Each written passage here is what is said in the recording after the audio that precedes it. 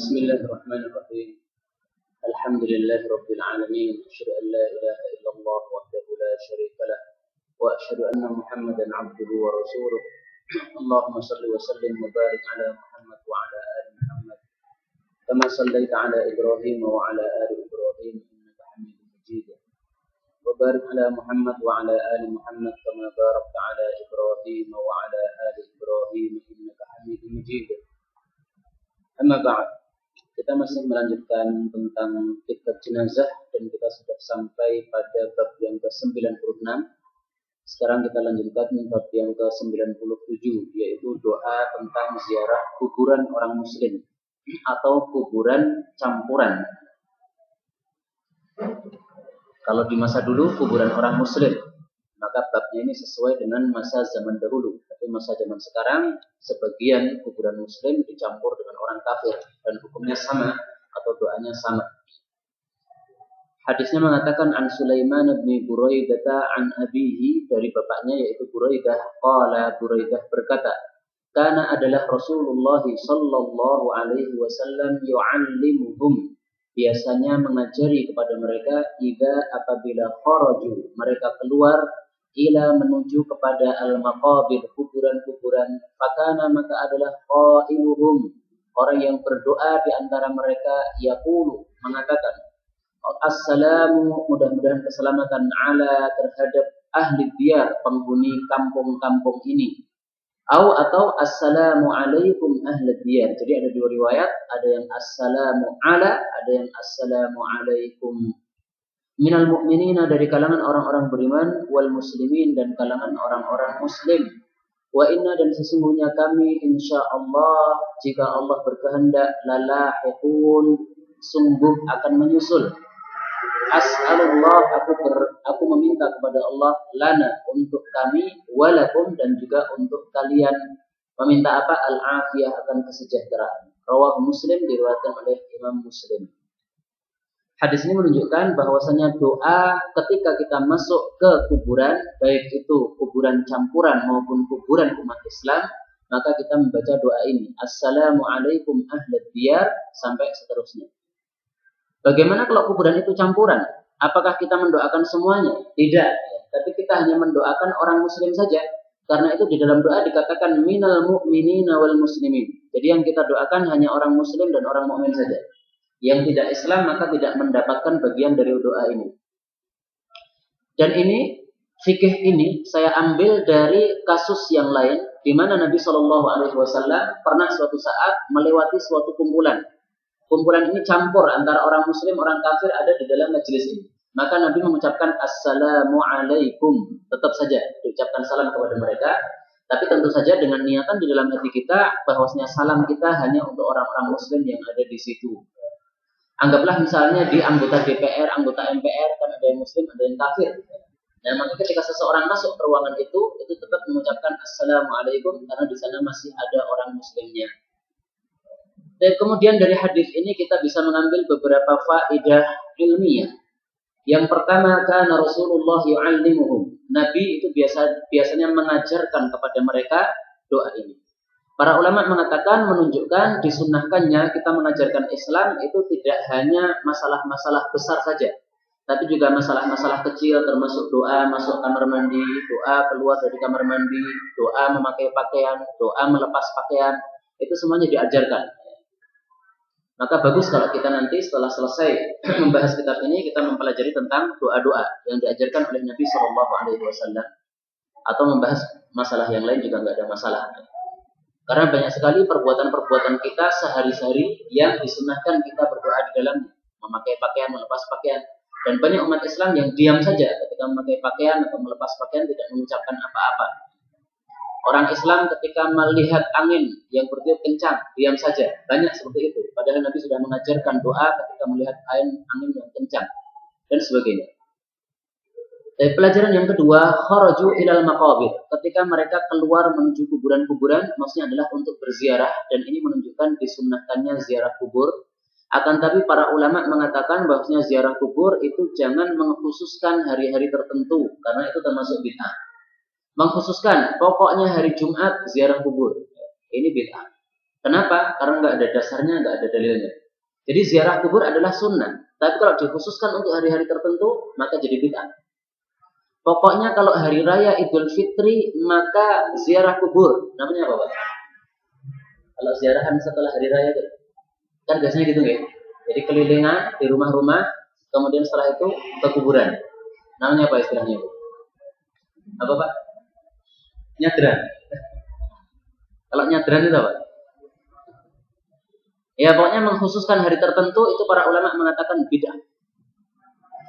Kalau kita mengkhususkan hari raya untuk ziarah kubur karena kesempatan kita adalah di hari itu, tidak ada masalah. Karena berarti kita tidak mengkhususkan hari rayanya, tapi karena kita sempatnya di hari itu. Anggaplah misalnya kuburan kakek saya di Sragen. Saya sempatnya ke Sragen itu kalau hari raya. Kalau nggak hari raya full dengan aktivitas di Solo sehingga nggak bisa ke sana. Nah, maka pas kesempatan hari raya karena liburan saya ke sana, nah sambil ziarah kubur nggak ada masalah. Jadi saya menziarahnya bukan karena hari rayanya, tapi karena kesempatannya, maka nggak ada masalah. Ya, meskipun seolah-olah mengkhususkan hari raya itu. Karena niat kita bukan mengkhususkan hari raya itu, tapi sekedar karena kesempatan. Wallahu a'lam bishawab. Pelajaran ketiga, di sini Nabi mengajarkan assalamu ala ahli diyar. Menunjukkan bahwasanya salam kepada orang yang masih hidup dengan salam kepada orang yang mati itu sama. Didahulukan salam dulu. Kalau kepada orang yang masih hidup, assalamu alaikum.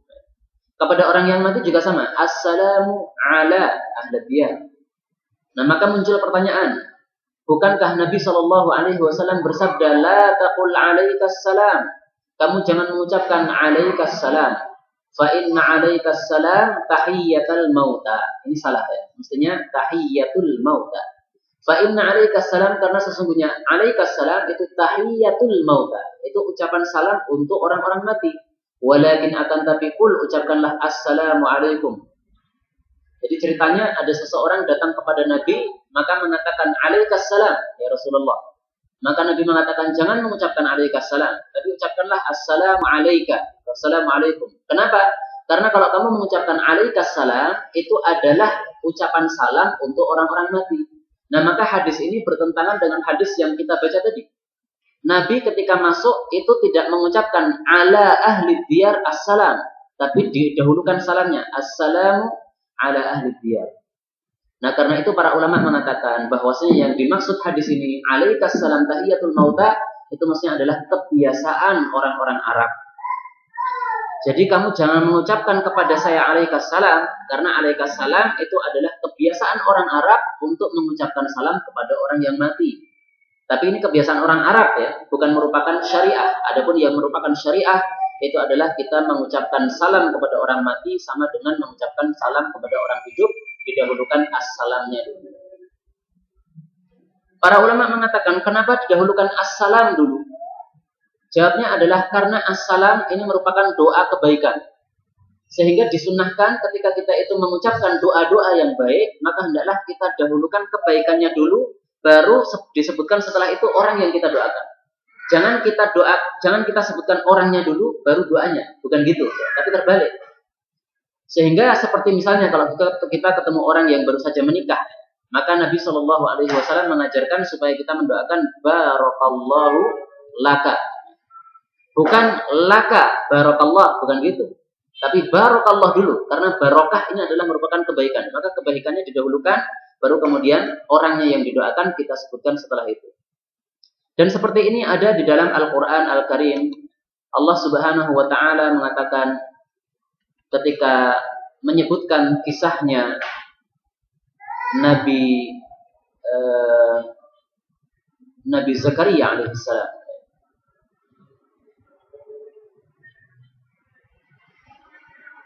Ini pada surat Hud ayat yang ke-72. Bukan Nabi Zakaria, ternyata ini kisahnya Nabi Ibrahim alaihissalam. Qalu ata'jabina min amrillahi rahmatullahi wa barakatuhu alaikum ahlal bait innahu hamidum majid. Ini ucapan malaikat kepada keluarga Nabi Ibrahim alaihi salatu wassalam. Mereka mengatakan rahmatullahi wa barakatuhu alaikum ahlal bait. Bukan alaikum ahlal bait rahmatullahi wabarakatuh. Ya, tapi didahulukan doa kebaikannya dulu, rahmatullahi wabarakatuh. Baik. Demikian juga jawaban yang kedua, kenapa didahulukan assalamu baru kemudian ala ahli diyar? Karena assalam ini merupakan nama Allah Subhanahu wa taala. Sehingga nama Allah ini lebih tepatnya didahulukan daripada yang lain-lainnya. Maka Nabi Muhammad SAW ketika memakai cincin itu tulisannya 3 baris. Yang paling atas adalah Allah, bawahnya Rasul, bawahnya lagi Muhammad. Maka membacanya dari bawah, Muhammadun Rasulullah. Kenapa nulisnya tidak dari atas? Ini sebagai adab. Maka Allah itu tulisannya diataskan, jangan dibawahkan. Demikian juga di sini assalam adalah nama Allah, maka didahulukan, jangan diakhirkan. Dalilnya bahwasanya assalam adalah nama Allah. Nabi Shallallahu Alaihi Wasallam bersabda dalam hadis yang sahih, Inna salam, sesungguhnya assalam itu adalah ismun min asma'illahi ta'ala, adalah salah satu nama dari nama-nama Allah Ta'ala. Fa'afshuhu, maka sebarkanlah atau tebarkanlah salam ini bainakum di antara kalian, supaya umat Islam ini saling ukhuwah, ya, antara satu kelompok dengan kelompok yang lainnya, antara satu organisasi atau satu partai dengan partai yang lainnya, itu saling berukhuwah. Maka disunahkan untuk menyebarkan salam, meskipun partai itu seharusnya tidak ada, sehingga supaya umat Islam tidak terpecah. Dan kemudian pelajaran berikutnya, di sini Nabi mengucapkan al-mu'minin wal muslimin, orang-orang beriman dan orang-orang muslim. Apakah ada perbedaan antara muslim dengan mukmin? Jawabannya adalah bahwasanya dua kata ini, muslim, mukmin atau iman dan Islam, ini adalah dua kata yang apabila disebutkan dua-duanya maka maknanya berbeda antara satu dengan keduanya. Tapi kalau yang disebutkan salah satu saja maka itu sama. Jadi misalnya ada sebuah ayat mengucapkan kata-kata al-mu'min, berarti orang muslim masuk di situ. Ada satu ayat mengucapkan al-muslim, berarti orang mukmin masuk di situ. Tapi kalau muslim dan mukmin disebutkan dua-duanya, maka ini masing-masing punya makna yang berbeda. Apa dalilnya? Allah Subhanahu wa taala mengatakan di dalam Al-Qur'an yang berbicara tentang orang-orang Arab Badui yang mereka itu baru saja masuk Islam, tapi mereka mengatakan qalatil a'rabu amanna. Orang-orang Arab Badui itu mengatakan kami sudah iman, tingkatannya sudah tinggi. Qul, katakanlah wahai Nabi, lam tu'minu, kalian itu belum beriman, walakin qulu aslamna, tapi ucapkanlah kami Islam. Sehingga Islam dengan iman itu tingkatannya adalah Islam di bawah, iman di atas. Sehingga orang yang seperti orang-orang Arab Badui yang tidak pernah ngaji, maka mereka membanggakan diri sebagai mukmin tidak pantas. Seharusnya dia tahu diri, ilmunya seberapa, sehingga tidak bisa menyamakan dirinya dengan sahabat-sahabat tinggi seperti Abu Bakar, Umar, Uthman, dan Ali radhiyallahu taala anhum. Maka inilah perbedaan antara Islam dengan iman. Dan para ulama mengatakan Islam itu adalah ajaran-ajaran Islam yang bersifat zahir atau amalan-amalan anggota badan kita. Seperti sholat, itu adalah anggota badan kita yang bekerja. Zakat, itu adalah tangan kita yang bekerja, memberikan kepada orang miskin. Puasa, mulut kita yang bekerja, yaitu diam, tidak boleh makan, dan sebagainya. Tapi kalau iman, itu adalah ajaran-ajaran Islam yang berkaitan dengan amalan-amalan batin. Iman kepada Allah, iman kepada hari akhir, kepada Nabi, kitab, dan seterusnya. Itu semuanya dilakukan oleh hati kita. Maka itu perbedaan antara Islam dengan iman. Jadi di sini yang didoakan oleh Nabi itu adalah orang-orang beriman yang sudah tingkatannya tinggi, ataupun juga orang-orang muslim yang tingkatannya masih bawah, seperti orang-orang Arab Badui yang sudah masuk Islam tapi mereka tidak ikut ngaji bersama Nabi Shallallahu Alaihi Wasallam. Nah, itu juga didoakan oleh Nabi Shallallahu Alaihi Wasallam. Anggaplah kalau zaman sekarang ya muslimah yang tidak pakai jilbab, nah itu dikategorikan al-muslimin, bukan al-mu'minin. Karena kalau mukmin nggak mungkin menanggalkan jilbabnya. Pelajaran berikutnya, insya Allah lalahikun. Ini termasuk perkara yang dianggap oleh para ulama muskil. Kami insya Allah akan menyusul. Kenapa perlu insya Allah? Padahal mati kan sudah pasti. Mestinya tidak perlu insya Allah karena ini sesuatu yang pasti. Dan sesungguhnya kami pasti menyusul, pasti mati. Kenapa pasti? Karena Allah mengatakan kullu nafsin dha'iqatul maut. Ini 3 ayat di dalam Al-Quran. Bunyinya sama. Kullu nafsin dha'iqatul maut. Diulangi 3 kali dalam Al-Quran. Nah, sehingga insya Allah ini termasuk perkara yang muskil. Maka jawabnya adalah, mari kita lihat di dalam Al-Quran bagaimana Allah Subhanahu wa Ta'ala menggunakan kata-kata insya Allah.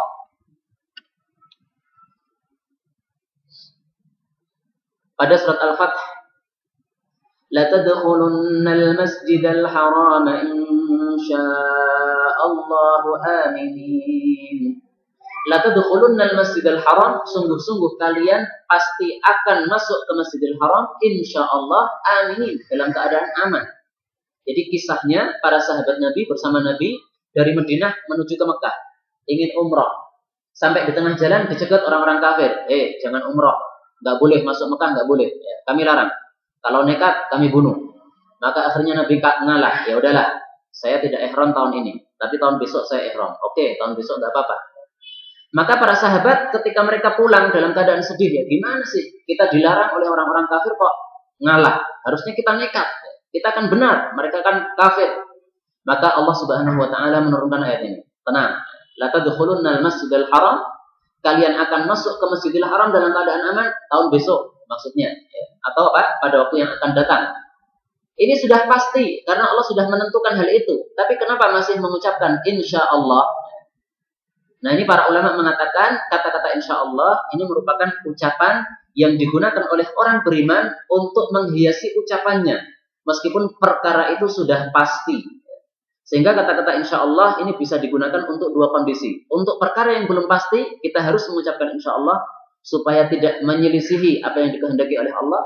Dan untuk perkara yang pasti, kita juga boleh mengucapkan insya Allah, itu digunakan atau fungsinya untuk menghiasi ucapan kita. Seolah-olah kita mengatakan bahwasanya segala sesuatu itu Allah yang berkehendak. Bahwasanya sesuatu itu akan mati, iya. Tapi kalau Allah berkehendak bahwasanya seseorang tidak mati, kan bisa juga. Anggaplah misalnya dari seluruh muka bumi ini Allah mengecualikan satu orang. Satu orang ini khusus, maka nanti hari kiamat, ketika kiamat terjadi, dia nggak mati. Bisa saja kan? Allah berkehendak terhadap sesuatu, segala sesuatu. Maka ucapan insya Allah ini untuk menekankan bahwasanya Allah itu maha terhadap segala sesuatu. Tidak ada yang bisa menghalanginya meskipun itu menyalahi akal manusia. Manusia kalau dibakar itu pasti terbakar, gosong, obong. Tapi ternyata Nabi Ibrahim alaihissalam dibakar selama 1 pekan, keluar dalam keadaan masih selamat sempurna. Padahal sudah dibakar 1 pekan lamanya, menurut riwayat yang ada. Wallahu a'lam bishawab. Baik, kemudian pelajaran berikutnya, as'alullah lana wa lakum. Saya memintakan kepada Allah untuk kami sendiri dan untuk kalian akan al-afiyah. Ini menunjukkan bahwasanya kalau kita akan mendoakan seseorang, itu disunnahkan kita mendoakan diri kita dulu, baru mendoakan orang lain. Itu kalau kita mau mendoakan dua-duanya. Tapi kalau kita mau mendoakan dia saja, maka ya sudah, sebutkan dia saja, nggak ada masalah. Assalamualaikum, udah cukup. Nggak harus assalamu alaina wa alaikum. Tapi kalau kita ingin mendoakan dua-duanya, kita dan orang lain, maka disunahkan kita dulu yang didoakan, bukan orang lain yang didoakan. Bukan berarti egois, ya, mendahulukan diri sendiri, bukan. Akan tapi inilah sunnahnya, karena kita lebih perlu kepada kebaikan daripada orang lain. Sama-sama perlu kepada kebaikan. Kemudian, pelajaran yang kedua, al-afiyah, artinya adalah kesejahteraan. Ini menunjukkan bahwasannya kesejahteraan itu sangat penting untuk kita minta dari Allah Subhanahu wa Ta'ala. Buktinya Nabi masih memintakan kesejahteraan untuk orang-orang yang sudah mati. Kesejahteraan itu apa? Kesejahteraan itu maksudnya adalah selamat dari segala sesuatu yang tidak disukai manusia. Maka sehat itu namanya kesejahteraan. Maka orang Indonesia mengatakan sehat wal afiat. Afiat itu artinya kesejahteraan. Dan afiat itu lebih umum daripada sehat. Afiat itu pokoknya selamat dari segala yang kita tidak suka. Maka kita naik motor, kemudian selamat tidak tabrakan. Itu namanya afiat. Kita berada di rumah kita tidak dimaling orang. Itu namanya afiat. Kita membuka lapangan pekerjaan, tidak rugi. Itu namanya afiat. Maka lebih umum daripada kesejahteraan. Maka penting kita untuk meminta kesejahteraan ini. Nabi SAW berpesan. Monggo. Ya.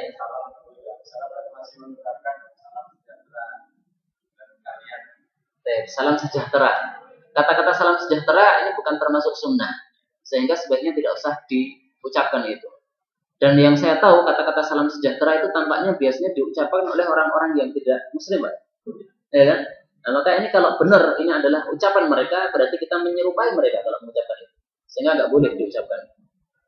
Karena saya berkali-kali melihat pidatonya para pendeta ya, dari ceramah-ceramah yang ada di video-video itu seingat saya itu mereka memulai dengan ucapan itu, salam sejahtera.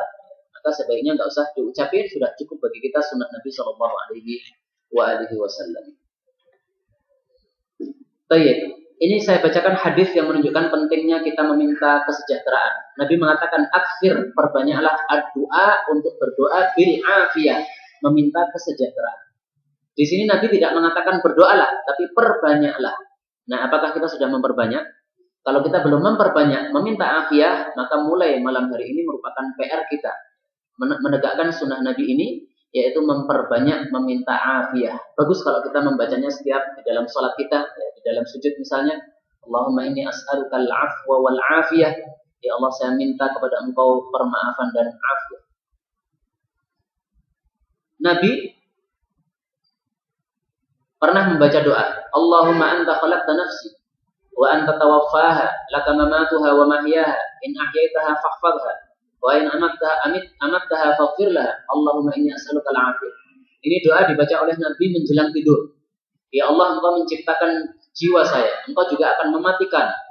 Bagi kamu matinya dan bagi kamu hidupnya. Kalau kamu menghidupkan, maka tolong dijaga supaya tidak melakukan maksiat. Dan jika kamu mematikan, maka ampunilah. Allahumma inni as'aluka al-afiyah. Ya, doanya ditutup dengan meminta kesejahteraan. Ini dibaca sebelum tidur. Baik. Hadis berikutnya. Nomor 98, ziarah kubur di akhir malam. Nah, ini PR ya. Belum Pak ya? Belum dilakukan ya? Baik. Ziarah kubur bukan di siang hari, bukan di awal malam, tapi di akhir malam. Dari Aisyah mengatakan adalah Rasul sallallahu alaihi wasallam kullama, setiap kali kana adalah lailatuha, bagian malamnya, min Rasulillah, dari Rasulullah sallallahu alaihi wasallam, yakhruj, maka beliau itu keluar min akhiril laili, dari akhir malam, ilal baqi, menuju ke baqi, kuburan muslim. Fayaqul, lalu mengucapkan, Assalamualaikum dar qaumin mu'minin, mudah-mudahan keselamatan atas kalian wahai kampung kaum yang beriman. Maksudnya bukan kampungnya tapi orangnya. Wa atakum, dan pasti datang kepada kalian, ma tu'adun, apa yang kalian itu diberi janji. Datangnya kapan? Ghadan, besok. Mu'ajjalun, tapi ditangguhkan atau diberi tempo. Wa inna, dan sesungguhnya kami insyaallah bikum, terhadap kalian, lahikun, akan menyusul. Nah, kalau di sini ada tambahan bikum, kalau tadi tidak ada bikumnya. Allahumma ya Allah, ighfir li ahli al-baqi'il gharqad, ampunilah bagi penghuni Baqi'il Gharqad, yaitu Baqi' al-Gharqad, nama tempat. Disebut Gharqad ini karena di sana banyak pepohonan yang namanya pohon Gharqad. Diriwayatkan oleh Imam Muslim. Hadis ini sama-sama sahihnya, maka boleh dibaca apakah doa ini atau doa yang sebelumnya tadi. Dan hadis ini menunjukkan bahwasanya Nabi itu kebiasaannya ziarah kubur itu bukan siang hari ketika beliau berada di rumah Aisyah, tapi kebiasaan beliau itu di akhir malam. Ini tidak hanya satu kali, Pak, tapi sering. Karena di sini dikatakan kullama, setiap kali bermalam bersama Aisyah, maka setiap kali itu pula beliau itu keluar menuju kuburan akhiril lail, di akhir malam. Baik, ini gelap. Mengajari kita supaya terbiasa gelap, supaya nanti bisa untuk ziarah kubur di malam hari.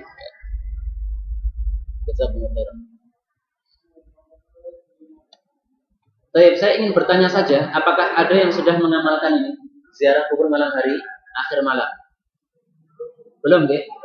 Insya Allah siap, boten. Kalau memang satu orang merasa kurang nyaman, jangan mengatakan takut, karena takut hanya kepada Allah. Kurang nyaman gitu aja. Maka boleh kita berempat. Berempat itu bagus. Apa dalilnya bahwasanya berempat itu bagus? Nabi Shallallahu Alaihi Wasallam bersabda, khairus sahabati arba'ah, sebaik-baik pertemanan itu adalah arba'ah, 4 orang. Jadi kalau kita bersafar, maka kita berteman, itu totalnya 4 orang minimalnya. 3 orang boleh, tapi itu kurang utama. 2 orang itu kata Nabi dua setan. Satu orang itu berarti satu setan. Jadi misalnya naik gunung, ya, satu orang saja, ini satu setan. Kalau naiknya dua orang, nah ini dua setan naik gunung. Tapi kalau bertiga, nah itu sudah rombongan. Kalau berempat itu sebaik-baik pertemanan. Wa khairus saraya arba'umiyah, dan sebaik-baik pasukan kecil itu 400. Wa khairul juyush arba'atu alaf, dan sebaik-baik pasukan besar itu 4000. Jadi 400 4000. Ini hadis diriwayatkan Abu Dawud dan hadisnya sahih. Maka tidak ada alasan untuk kita untuk tidak mengamalkan sunnah ini. Insya Allah semuanya bisa. Saya sampaikan lagi bahwasanya Imam Ahmad bin Hanbal mempunyai kebiasaan kalau beliau itu membaca sebuah hadis Nabi Shallallahu Alaihi Wasallam yang beliau belum mengamalkannya, maka beliau segera mengamalkannya. Beliau membaca hadis Nabi pernah dibekam orang, kemudian dibayar 1 dinar. Maka beliau segera kumpulkan duit 1 dinar. Setelah terkumpul, maka dipanggil tukang bekam. Tolong bekam saya. Maka dibayar 1 dinar. 1 dinar 2,5 juta. Ini kalau semuanya menerapkan, masya Allah, tukang bekam jadi kaya, ya. Nah demikian juga ini sunnah Nabi SAW, ziarah kubur akhir malam. Ini kalau semua orang mengikuti Imam Ahmad bin Hanbal, maka insya Allah semuanya siap untuk mengamalkan hadis ini. Baik saya yang berbicara maupun yang mendengarkan semuanya. Meskipun 1 kali dalam seumur hidup kita nggak ada masalah. Yang penting kita pernah mengamalkan sunnah Nabi SAW. Itulah tanda cinta kita terhadap sunnah Nabi SAW. Jadi kita mengatakan pecinta sunnah Nabi jangan hanya dalam ucapan saja, tapi di dalam prakteknya. Lebih penting daripada di dalam ucapan kita. Baik, meskipun tidak wajib, ya. Kemudian pelajaran yang kedua kita ambil dari hadis ini, atakum ma tu'aduna ghadan. Atakum pasti datang kepada kalian apa yang kalian dijanjikan besok. Kata-kata ata di dalam ilmu bahasa Arab ini adalah fi'il madhi. Fi'il madhi itu adalah kata kerja yang menunjukkan sesuatu yang sudah lampau. Padahal di sini dikatakan ghadan, besok, berarti belum datang, ya. Tapi akan datang nanti. Nah sehingga kalau ada fi'il madhi yang menunjukkan sesuatu yang sudah lampau digunakan untuk sesuatu yang belum datang, ini untuk menunjukkan kepastian. Atakum pasti datang kepada kalian. Dan seperti ini ada di dalam Al-Quran sangat banyak. Salah satunya saja yang paling terkenal, sering diungkapkan oleh para ulama ahli bahasa, itu adalah pada surat An-Nahl ayat yang pertama. Allah mengatakan ata, ini bukan telah datang, tapi maksudnya adalah pasti datang. Amrullahi, perkara Allah, yaitu hari kiamat. Fala tastajilu, maka nggak usah minta segera, pasti akan datang, tenang saja. Ya ditunggu sampai datang hari kiamat itu, nggak usah minta disegerakan. Ini disampaikan oleh Allah kepada orang-orang kafir yang kafir terhadap hari kiamat. Dan kemudian pelajaran terakhir, Allahumma ighfir li ahli baqi'il gharqad. Ya Allah, ampunilah penduduk kuburan Baqi'il Gharqad. Menunjukkan bahwasanya doa yang paling penting untuk orang-orang yang sudah mati itu adalah kita memintakan ampunan. Allahumma ighfir. Dan dalilnya sangat banyak yang menunjukkan bahwasanya permohonan ampunan itu adalah permohonan yang paling penting untuk orang-orang yang sudah mati. Salah satunya di dalam Al-Quran Al-Karim, Allah Subhanahu wa Ta'ala mengatakan, "Walladzina ja'u min ba'dihim yaquluna rabbana ighfir lana dzunubana rabbana ighfir lana wa li ikhwanina." Orang-orang yang datang setelah mereka ini adalah para sahabat dan juga para tabi'in. Mereka itu mendoakan Rabbana ighfir lana wa li ikhwanina alladzina sabaquna bil iman. Ampunilah kami juga saudara-saudara kami yang sudah mendahului iman, yaitu para sahabat Nabi, kemudian para tabi'in dan juga ulama-ulama setelah mereka. Adapun dari hadis Nabi sudah sering saya ulangkan hadisnya, bahwasanya seorang di dalam jannah ditinggikan derajatnya sehingga dia bertanya, kenapa tinggi derajat saya? Maka dijawab oleh Allah, karena itu adalah dimintakan ampun oleh anak kamu. Dan itu disampaikan pada hadis setelahnya, pada bab 99 manfaat doa mohon ampunan untuk mayit. Dari Abu Hurairah Nabi SAW bersabda, Innar rajula, sesungguhnya seseorang la turfa'u darajatuhu, sungguh diangkat derajatnya fil jannah, di dalam jannah. Fayaqulu anna hadha, maka dia bertanya terheran-heran, ya dari mana saya dapatkan ini? Fayuqal, maka dijawab, istighfari waladika laka, karena anak-anak kamu itu memintakan ampun kepada kamu. Hadis ini mengisyaratkan bahwasanya kita sebagai bapak hendaklah cerdas di dalam mendidik anak. Anak yang baik itu adalah anak yang bisa menambahkan pahala kepada bapaknya ketika bapaknya sudah wafat nanti. Maka anak yang mempunyai gelar doktor, profesor dan sebagainya, tapi tidak bisa memberikan manfaat kepada bapaknya setelah mati, ini bukan anak yang cerdas, ya, tidak perlu dibanggakan. Yang dibanggakan adalah yang bisa memberi manfaat kepada bapaknya meskipun nggak ada gelarnya. Karena gelar itu akan mati bersama matinya orang itu. Malaikat tidak akan memanggil dengan gelar kita di dunia. Bab yang ke-100, wanita dilarang berziarah kubur. Ini pertanyaan, bukan pernyataan. Ya. Sehingga maksudnya adalah di sini masih diperselisihkan oleh para ulama. Ada yang mengatakan boleh, ada yang mengatakan nggak boleh. Nah, maka mari kita lihat hadisnya. Dari Abu Hurairah radhiyallahu anhu, Nabi Shallallahu alaihi wasallam telah melaknat zawara, para perempuan yang tukang berziarah al-kubur, kepada kuburan-kuburan. Diriwayatkan oleh Imam Ahmad, Ibnu Hibban, Ibnu Majah, Tirmidzi dan disahihkan. Akan tapi ada juga ulama yang mendhaifkannya, yaitu Al-Imam Abdul Haq. Tapi ada ulama yang menghasankannya, yaitu Al-Imam Ibnu Qattan. Jadi intinya hadis ini diperselisihkan ulama, ada yang mengatakan sahih, ada yang mengatakan dhaif. Kalau kita katakan hadis ini sahih, berarti hadis ini menunjukkan perempuan-perempuan itu dilarang ziarah kubur. Kalau ziarahnya itu bersifat zawarat, sering sekali. Karena kata-kata zawar itu artinya adalah tukang berziarah. Kata-kata tukang itu menunjukkan seringnya perbuatan itu dilakukan. Seperti tukang besi itu maksudnya berarti orang-orang yang sering sering melakukan sesuatu terhadap besi, maka disebut tukang besi. Tapi mari kita lihat hadis Nabi Shallallahu alaihi wasallam yang lain.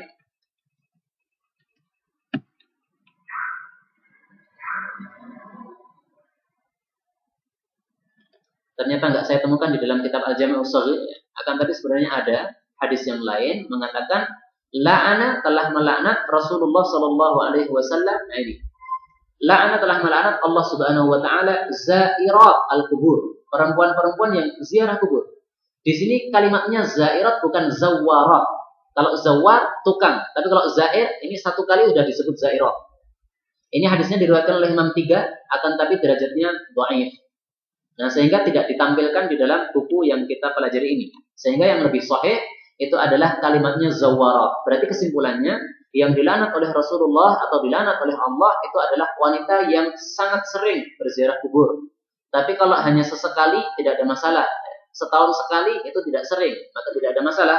Seorang wanita setahun sekali berziarah kubur kepada orang tuanya, ya, sebagai bentuk birrul walidain kepada orang tua yang sudah mati. Tapi memang tidak harus berziarah kubur. Boleh kita mendoakan di rumah kita masing-masing, itu sudah termasuk birrul walidain juga. Okay. Iya. Doanya istighfari waladika. Jadi seorang anak itu ketika mendoakan, ya Allah ampunilah ampunilah orang tua saya. Nah, ini langsung diangkat derajatnya oleh Allah Subhanahu wa taala. Adapun ketika anak itu beramal soleh, apakah seorang bapak dan ibu ini mendapatkan manfaat dari amal soleh anaknya? Jawabnya adalah apabila amal soleh dari anaknya itu adalah perantaraannya dari orang tua, maka orang tua ini mendapatkan manfaat darinya. Misalnya, seorang anak disekolahkan di sekolah yang baik, sehingga dengan dia sekolah yang baik ini dia paham bagaimana dia beragama Islam, bagaimana sholat, puasa dan sebagainya. Maka orang tua yang sudah susah payah menyekolahkan anaknya ini sehingga menjadi baik, maka dia mendapatkan manfaat dari itu. Tapi demikian juga gurunya yang tidak ikut melahirkan anak ini, tapi karena mengajari kebaikan kepada dia, maka setiap kali anak ini beramal soleh gara-gara sudah diajarkan oleh gurunya, maka gurunya juga mendapatkan manfaat juga, naik derajatnya juga. Karena itu jadilah guru yang baik.